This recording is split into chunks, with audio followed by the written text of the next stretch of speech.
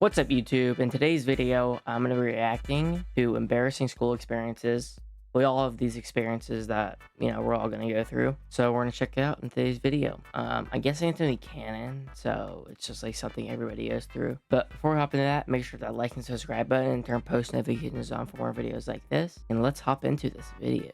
It's going to be a short one. It's letting you guys know if we're hopping into it. Some of the most embarrassing canon events in people's lives are constantly happening inside the premises of the school building. When I really sit down and think about it, most of the most pivotal and life-changing moments of my life have always occurred during a school day. For example, we all know about those times when we were frantically raising our hand in class to answer a question because we were super confident we would get it right, only for your answer to be so utterly wrong that not only most of the people in your class start laughing, even the teacher starts giggling under their shirt due to your zero IQ response. In this video, I wanted to talk about some of the most embarrassing and humiliating experiences that can happen to the average person during your typical school day. The first embarrassing moment I want to discuss is walking into class late after everyone else is already there. For me personally, the panic and fear in this situation is so much worse than the actual event. Because you walk in and they all stare at you. If somebody else walks in, well, it's like, all right, hey, it's not a big deal.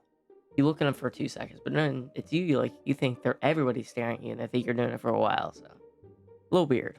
There. For me personally, the panic and fear in this situation is so much worse than the actual event itself of walking into class late, because the anticipation that builds up as you get closer to the door, knowing the things that are about to happen, causes a massive pit in my stomach. As soon as you open the door, niggas are staring you down, the teacher is glaring, and you have to squeeze through every single person in your class trying to get to your desk. And then you have to walk to the front and give her a note, and then, oh, that's bad. It's like speaking in front of a class, like everyone's staring at you.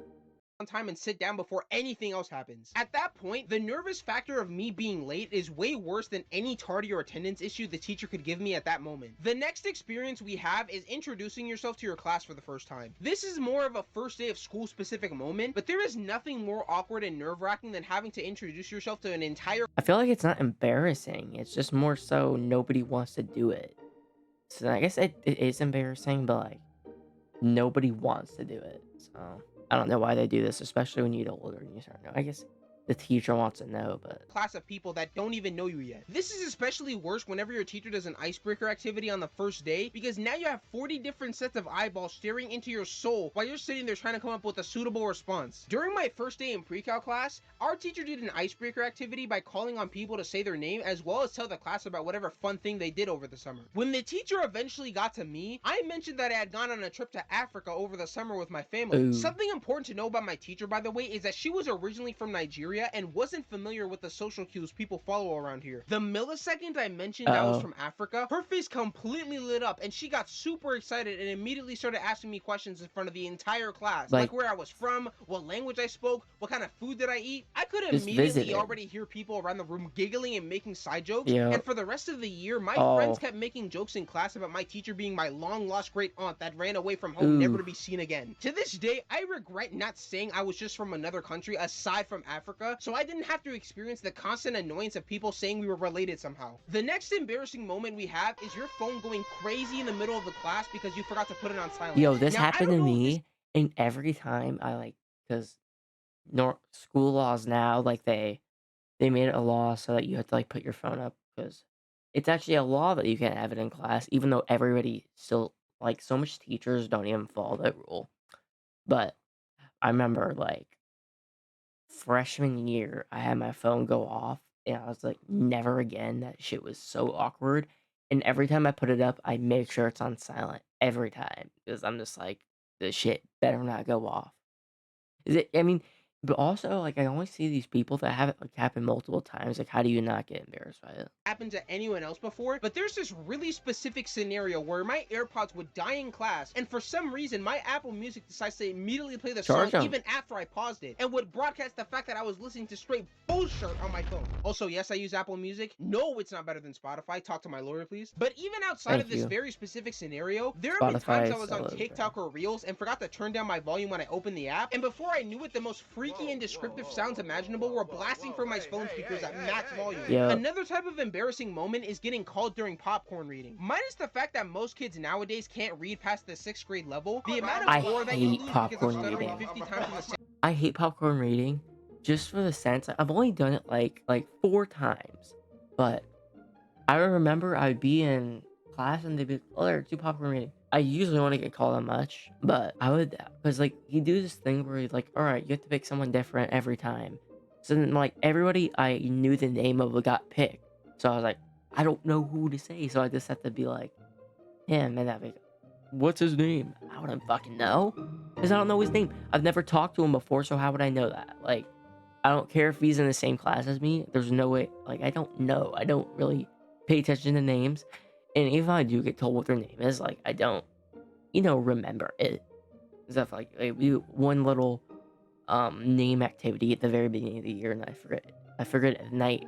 I go to sleep. You know what I mean? Sentence while reading is ludicrous. I knew this one guy that legitimately couldn't go 10 seconds without fumbling his words whenever he was reading something in class. One time, we were doing popcorn reading on a passage that we were reading in a book one day, and my teacher ended up choosing the guy to read, who I also happened to sit directly next to at my table. Uh-oh. Anytime he started to speak a sentence and messed up his words, And then some you people laugh. around the class started laughing and giggling under their breath, which made him start reading so slowly, we ended up taking the entire class just to read a single page. If this ever happens to Oof. me, I'm just switching classes because I'm not dealing with people calling me Rakai's twin for the rest of the year. Oof. Another embarrassing Damn. moment is when you have a substitute in class and they completely and utterly butcher your name during attendance. Now, obviously, some people's names are just difficult to pronounce and get right the first time. I don't even want to imagine the misery some kids have to go through because their parents decided to give them the most convoluted name in history. There are moments where the name on the paper isn't even that hard to say, and somehow the pronunciation that comes out of the sub's mouth doesn't even sound remotely close to the actual name written on the attendance sheet. Yeah, it's like your name on the sometimes they do have a problem with. say, is A. Aaron in class today? While your friends are next to you laughing hysterically and making that your permanent nickname for the rest Aaron's of in time. class. There's also the fact that a lot of kids are too scared to correct the subs when they accidentally mispronounce their names, and if you miss your chance the first time, you now have to just let the sub continue calling you something else for the rest of the class period. Another moment that everybody has already experienced at least once is being sent to deliver something to another classroom. I used to be in this teacher helper class where I had to deliver things like folders and packages to different classrooms, and the amount of death stares I got from people every time I entered a class was utterly insane. One of the easiest ways to lose aura is doing one of these delivery tasks for a teacher, walking into the classroom, and then accidentally tripping over something, which results in you face planting in front of everybody looking like a complete dumbass. One moment that feels genuinely personal is when you get fried on a test and the teacher makes it their mission to imply to everybody in the class that you were the one who did so badly. And to add insult to injury, there are a couple people who failed. To the front of the room to talk about the test, the first thing they do is say, "Okay, class, now fortunately only one student failed the test, but of course we won't be revealing who that student is due to privacy reasons."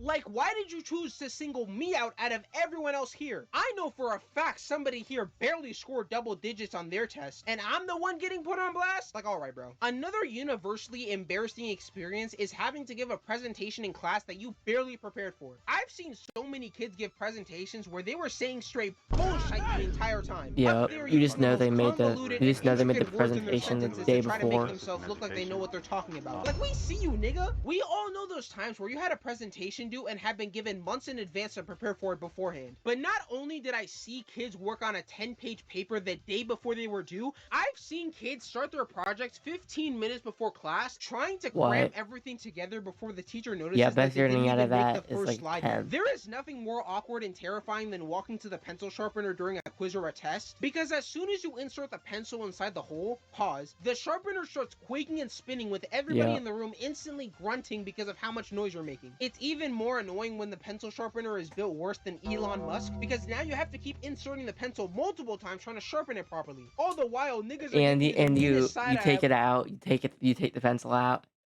you go sit down, you go the second you write with it, it just snaps, and like the thing where like a piece of the pencil like comes off, and it's like very bad pencil now. You can't even use it. So you have to go back up there, get another pencil, or ask the teacher for one. All time, because the teacher is using a machine made back during the 1800s.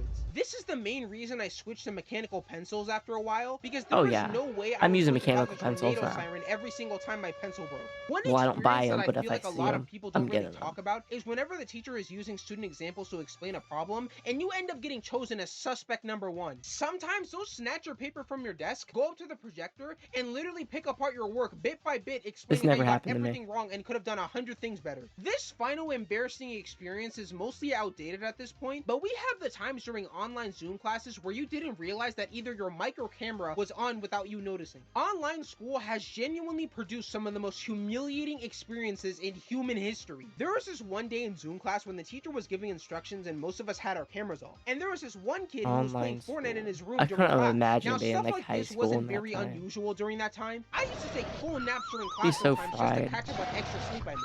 At some For point those during AP class out of classes. nowhere, this kid's camera and mic get both unmuted, which immediately stops the teacher who was talking when this happened. The next thing I hear is one of the most vulgar and insane crash outs I've ever heard from a 12-year-old. There is no way I would be able to reenact what happened because this video would get taken down expeditiously. His teammates must have done something crazy to piss him off too, because he was going for a solid 5 minutes before eventually calming down. Once it went silent for a few minutes, our teacher finally spoke up and said, whoever unmuted their mic and said all of those words, I will be writing up to the principal and calling their parents as well. The guy What's the immediately left principal gonna meeting, do? and I don't think he ever joined another class session ever again. Genuinely, what would the principal do?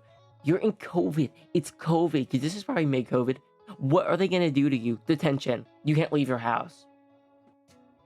They did bad stuff on the... Well, the worst they'll do is call your moms, give you a stern talking to. Like, they will not do shit. How would they even know who it was? I mean, somebody can be a little blabbermouth and snitch it, but... the losers do that. But hope you guys like this video. Make sure to like and subscribe button for more videos like this. And also click one of these two videos up here to see more of my content. There should be a profile with my logo in it. Click that and subscribe, and I really appreciate that. I'll see all of you guys in the next one.